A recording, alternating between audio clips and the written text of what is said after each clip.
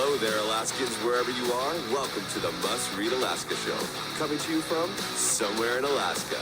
This is the place where we talk about, you guessed it, Alaska. Where we keep the mainstream media on their toes and where we are standing up for what's right in a world run by leftists. You can find out more by heading over to mustreadalaska.com and also checking out the Must Read Alaska YouTube channel for some really great content. But first, let's get this party started. Well, welcome everybody to the Must Read Alaska Show. I'm your host, John Quick, coming to you live from somewhere in Alaska. And I hope that everybody had a fabulous weekend. We have got quite the lineup this week for the Must Read Alaska Show. I have guests every single day. I think I have two on one particular day. So we will have 6 new shows this week, which is very exciting for us. And we want to thank everybody that listens, watches, and reads Must Read Alaska. We do this for you all, everybody, the everyday person that just lives in Alaska and cares about news. We exist to give you the news. And so we want to thank you for being a part of Must Read Alaska. If you want to help keep the lights on in Must Read Alaska, which we would really appreciate, you go to mustreadalaska.com, and on the right-hand side there's a little button that says donate. $5, $10, $100. Hey, heck, if you want to give $1 million, we'll take it. Every little donation helps keep the lights on. And we're very proud of this show. I don't know, at any given month, we're top 200 on iTunes. And recently, the American Association of Marketing and Communication just gave us 2 major awards, which is very exciting. So, but without further ado, we have a very special guest today, somebody who has been in the polling world in Alaska since 1996, owns his own polling firm. He's probably been doing polling longer than most people even care to be involved in politics here in Alaska. Ivan Moore, welcome to the Must Read Alaska Show. Thank you, John. It's good to be here. Yes, I've been doing it for far too long. Well, Ivan, you've been doing this for a while now, and we were just talking before the show of some cool things that your firm is doing to kind of move polling into the 21st century. What used to be old school, kind of one methodology of doing polls, you're now shifting it. Talk to me a little bit about this new idea, new concept that you're bringing to the table. Sure. So yeah, going back to 1996, back in 1996, the polling business was easy because all of us just had landlines, right? And of course, all your younger viewers probably don't have any idea what we're talking about. But, you know, there were even rotary dial phones in those days. I mean, crazy. But we would do landline telephone service. The first challenge that came along started in about the year when we turned 2000. People started to get rid of their landline phones and adopt kind of cell only, right? And that posed a problem to us as to at what point we were going to start rolling cell phones in and how people would react when we called their cell phones. And it happened fairly shortly after that. And to our surprise, we actually found that people were pretty receptive. I mean, there were those usual ones who said, hey, how did you get my number? And what are you calling me on this line for? But not a lot, right? People, and I guess I figured that people who have cell phones, they kind of like talking on their phone. That's why they've got a cell phone. They can't leave it, right? They have to take it with them. So that whole shift to cell phone happened between like 2003 and finished in 2015, where I basically said it's not worth calling landlines anymore, and went to a 100% cell phone deal. So it took more than a decade for that whole shift to happen. But lately, last 2 or 3 years, we've moved completely from telephone methodology to doing text to online, or SMS to web, actually MMS to web. We always use MMS, including a graphic. And people get that popping up on their cell phones, and they click the link and do the survey online, which in a lot of ways, both for us and for the respondents, has advantages. Although it also has its drawbacks, particularly in people feeling safe, you know? And so we're going through a big kind of program of trying to educate people about what are good texts and what are bad texts and how to tell the difference and how to be in control of your safety when you get something coming up on your cell phone.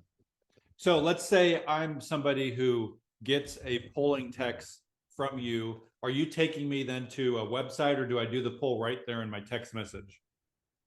We always use the link that is on our website. So the link will say alaskasurveyresearch.com/survey or Alaska survey or something like that. And so that's one of the first lessons about how to tell a bad text. If you've got something coming through that's like bit.ly.com or some kind of shortened gobbledygook alphanumeric nonsense text, don't touch it, right? People have got to make the effort to make a text link look trustworthy, right?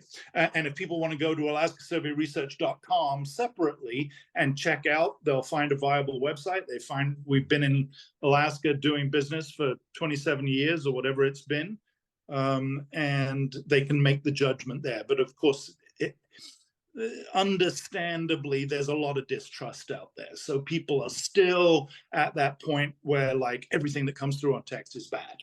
And so that's what I'm to pull people out of. So tell me, you've been doing this since 1996. What are some of your favorite memories of doing polls in Alaska for the last, couple decades? Oh, heck. It's not my favorite memory, but I remember, oh God, it's so awful thinking back to it, but it's such a classic example. I was in the field with a survey in September of 2001. Oh, wow. The survey started on like September 8th. I kid you not. And it was about fire safety in Anchorage. And the number one question in the survey was, imagine you get up in the morning and you look at the newspaper and the headline says, "Disaster strikes Anchorage." What disaster do you think that would be? What's the first thing that comes to your head? And it was a great question because we wanted to see how many people said fire. Mm-hmm. At what level is fire in the kind of order of what people would expect if disaster struck Anchorage? The results was like 70+% was earthquake, right? But fire was 8-9%, something like that, was up in second or third place. So raising the visibility of that was interesting. And of course, September 11th rolls around and we all get up and towers are coming down on CNN, and it's like our lives were never going to be the same again. And it was just the most surreal experience living through that. But then before long, there's a knock at the door and it's the FBI. Oh, geez. Right? And they had gotten reports from people about my survey. And they came knocking at my door, like, I kid you not, 8:30 in the morning. And the marshals came and I'm saying, no, really, look, here's the questionnaire. It's okay, right? That was just freaky, bizarre. Talk about some bad timing on your end. That probably. I know. So did the answers change after 9/11, or did it pretty much stay the same as you were getting the polls and the answers in? What in terms to that of that specific question? Yeah. No, we never asked it again. Okay. Which is a shame. It probably hasn't changed. I mean, how are you ever going to shove earthquake to one side, particularly after the one a few years ago? So, oh man, that was a huge one. So yeah. Let's talk a little bit about some of these recent polls that you've done, which I think are fascinating. Let's talk a little bit about the Anchorage mayor one. Walk us through just kind of high level points on what you polled and what kind of the overall data was. Well, these particular poll results that I do are on our quarterly survey. Okay. And we've done these surveys regularly, both in Anchorage and statewide, every quarter, kind of on the nose since 2010. So we have tracks on going back that long. I think, in fact, the longest standing person on those surveys is Lisa Murkowski, because she's the only person who's been in office. So I've got a positive negative on Lisa Murkowski going back every quarter to 2010, which is kind of a scary amount of back data, right? And within Anchorage, we've asked about the mayor the last few quarters, and generally speaking, he's dropping like a rock. I mean, perhaps not like a rock, dropping like something lighter than a rock, but he's losing about a point of approval every month. And is getting to the point, it hasn't got any better since our last fielding, which was last month. Obviously, there was a fairly rancorous assembly meeting the other day, and Nikki Shibaka quit, and blah blah blah. It's just one problem after another, and so it really is getting to the point where he's in kind of crisis situation in terms of not getting reelected. I mean, he's back up in 2024, right? He's basically halfway through, and yeah, so there's time perhaps for him to recover, but it's kind of crisis time. It's his disapproval is very high. I'm not in front of my data right now, but yeah, he's losing about a point a month in terms of approval. It was in the 30s, it's now in the 20s, and it's looking pretty bleak. So how are our Congresswoman Mary Peltola, Senator Lisa Murkowski, and Governor Dunleavy, are they faring better than the mayor of Anchorage in terms of yes, good all of them are. Peltola is obviously she's still categorically in honeymoon phase. Her approval rating, her approval is up in the 50s. Actually, her positive negative, let me take a step back. There's a difference between positive negative rating and an approval rating. An approval rating is a job rating. Do you approve or disapprove of the job that such and such is doing? With Mary, she's only been in there 2 months, so there's really fairly minimal opportunity for people to get a sense of actually her job approval. But her positive negative, her positive is at 56%. And that's the highest positive of any statewide public figure in Alaska. The next one down is Dunleavy on 47. So she's nearly 10 points higher in terms of a positive rating than Dunleavy at 47. Murkowski's on 46. Sullivan's on 45. And then if my memory serves me, Trump is on 39, and then Biden brings up the rear on 30. He's not very popular. 30.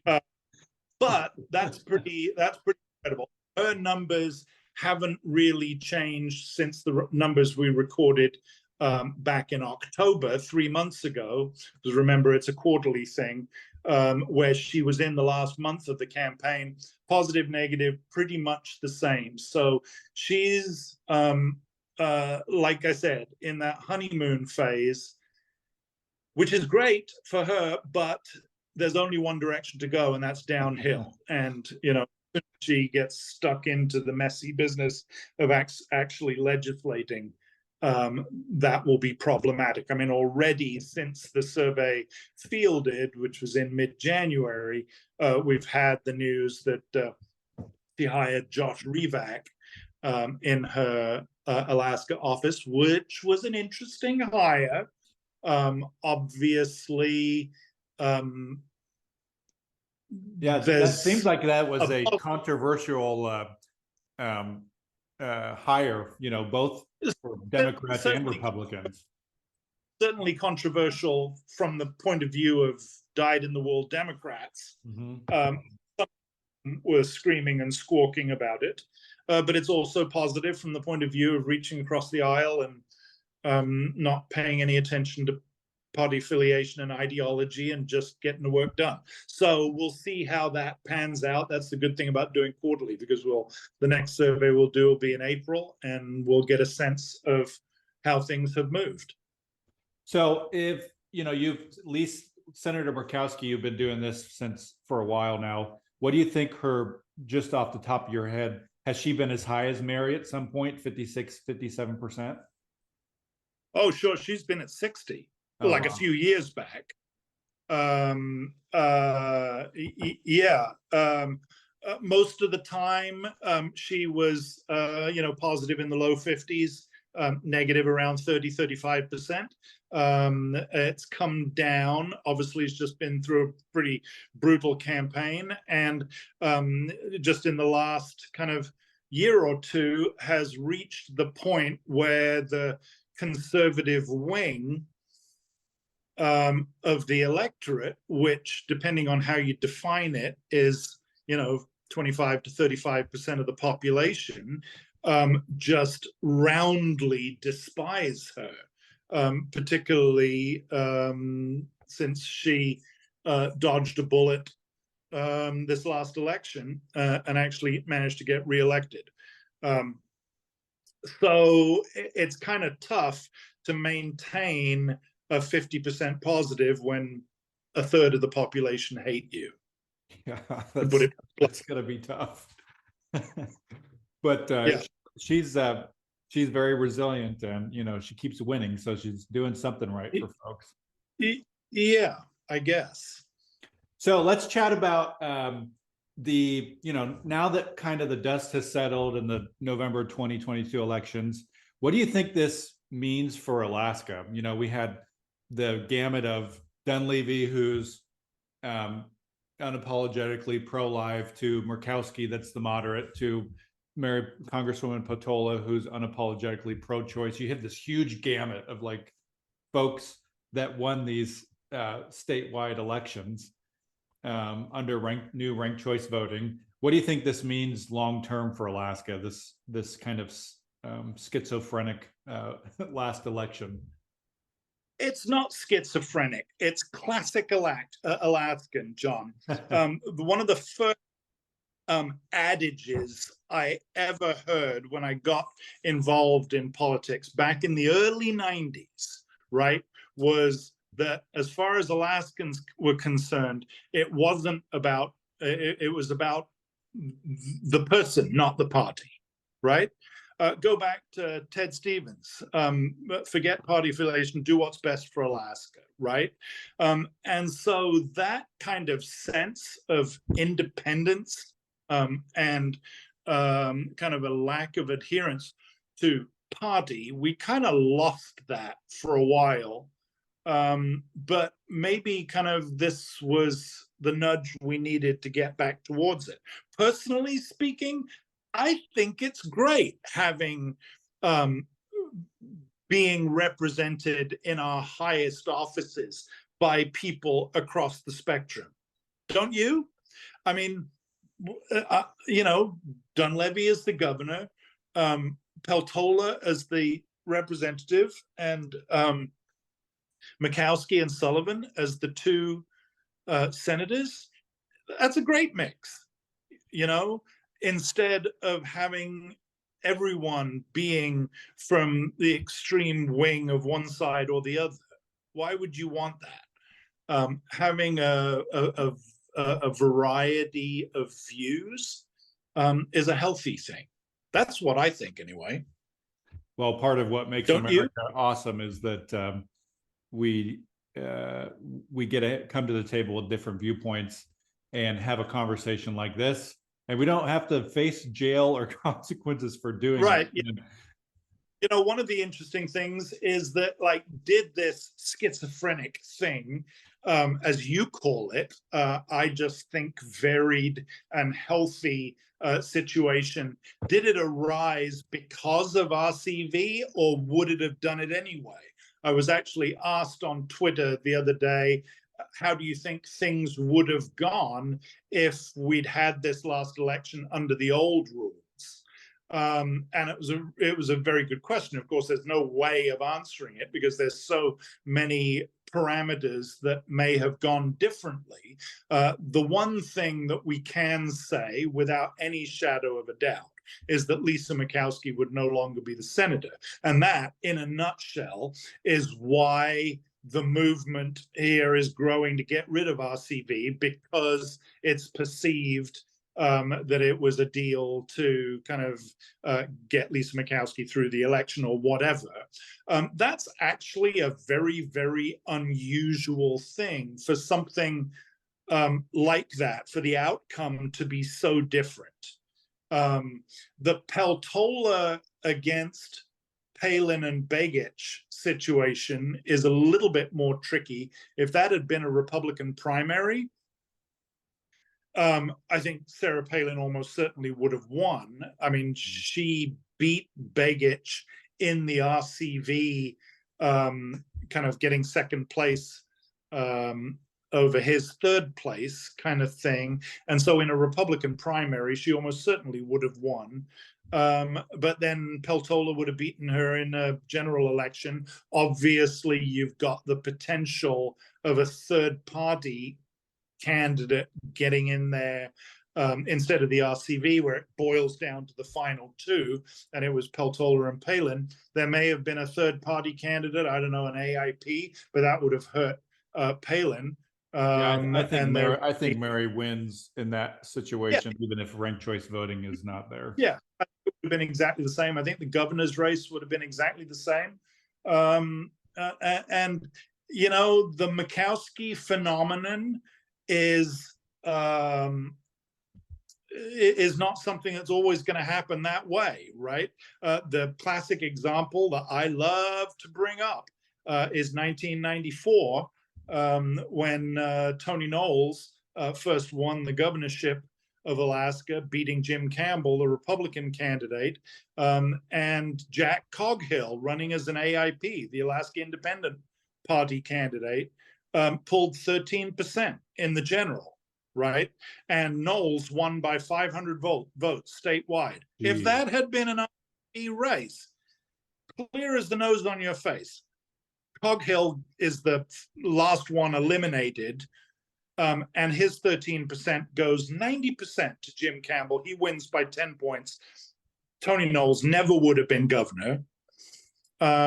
So, you know, it's a good thing. I mean, do people look back at that 94 governor race and think that that was an appropriate result for Tony Knowles to win the governorship with, like, whatever he had, 41% of the vote, and Coghill splitting the vote with the Republican?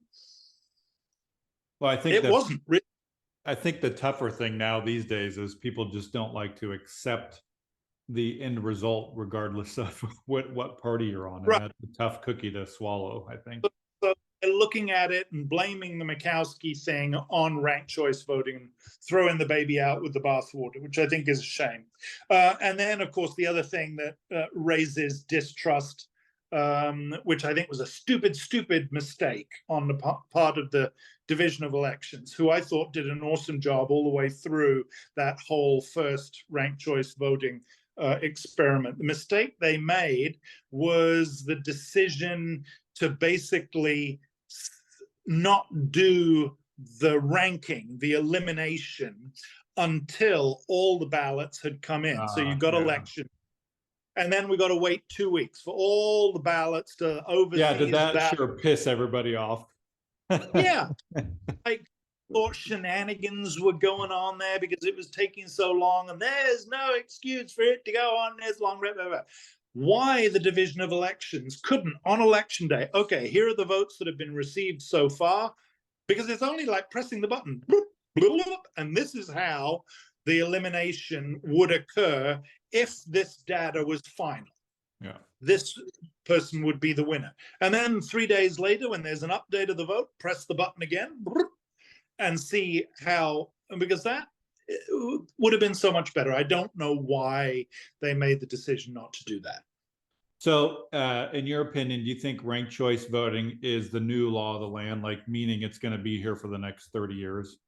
20? No, we asked a question. I've asked for 5 or 6 consecutive surveys whether people think that ranked choice voting was a good thing or a bad thing for Alaska, and it's always been close.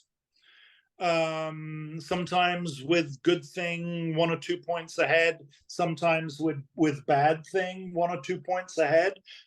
Obviously, getting through the election season and the election last November and getting the first complete ranked choice voting election season under our belt, right, was an important point for people to be able to answer the question with that experience behind them, right? And actually, this last survey we fielded last month, we asked a repeal question, saying if on a future ballot, a question about repealing ranked choice voting and going back to the system that existed before, and I don't even know what the legality of a situation like that is, but basically getting rid of ranked choice voting, would you vote yes to repeal or no to keep it? And it was 53-47 to get rid of it. So any sense that getting this election under our belt was going to make people think, oh, ranked choice voting is great, and the more that they experienced it, the more that they would grow to like it, is not true.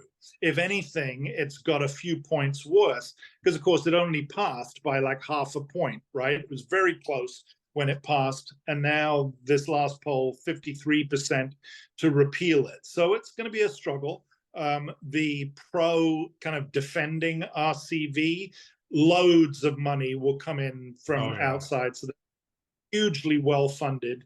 It's obviously a question at this point as to whether the kind of anti-RCV side, Kelly Shibaka, in her new role as the killer of RCV, actually manages to get the signatures to get it onto the ballot.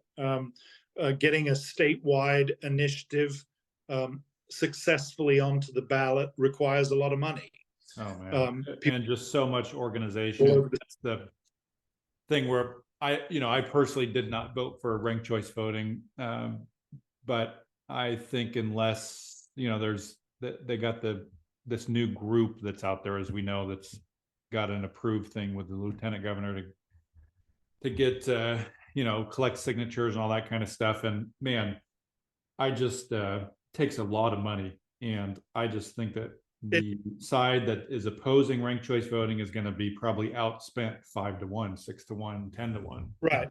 Yeah, no, there was a change to the initiative rules about probably 15 years ago now. Before the change, there was no requirement for getting the signatures in any region. So you could basically park someone outside the library for 3 weeks, and they could collect all the signatures there. And, there were the hot spots. People would go out to the airport.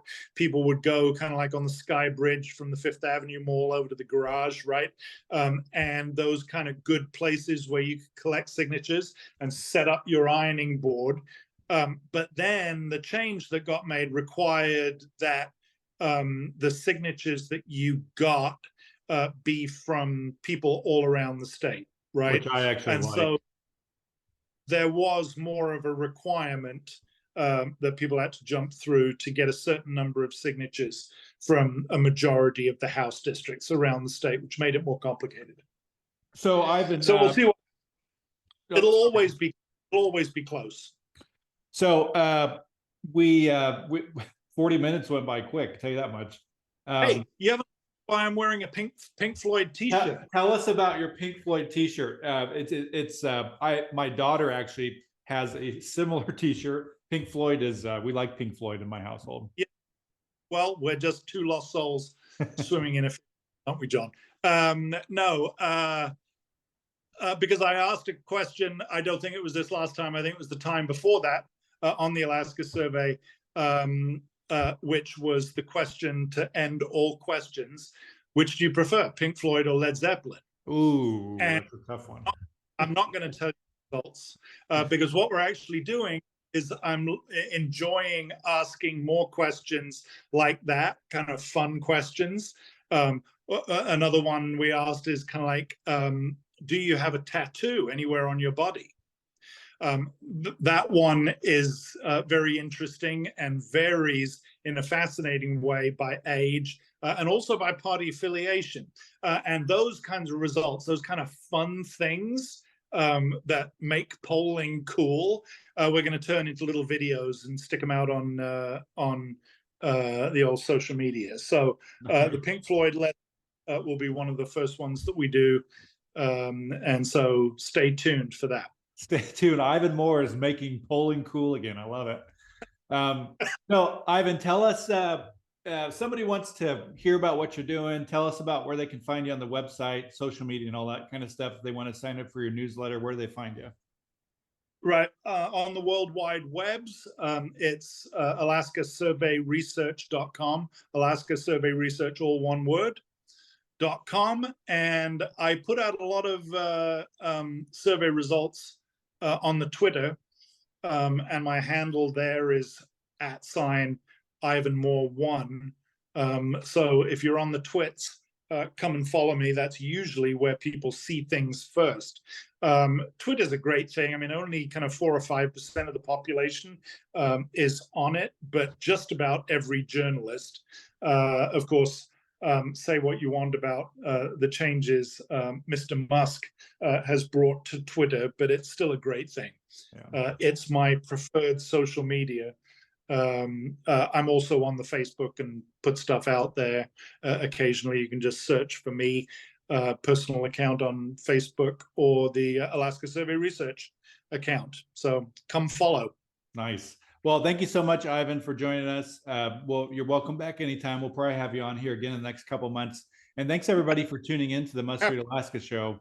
We really appreciate folks tuning in and listening, watching, and reading from the millions of views that we get every month on our website to the lots of you that listen to the show. To we even have an app. So if you go to the App Store on the iTunes or Google Play, just type in Must Read Alaska, and you can get our app for free right there to get news delivered right to your phone and cut out all the noise that you'd maybe find on Safari or another website. You can get the app for free. It's always for free. So go down and download it. The app is yours. So until next time, I'm John Quick from somewhere in Alaska, and you're going to want to tune in all week because we got 6 guests this week.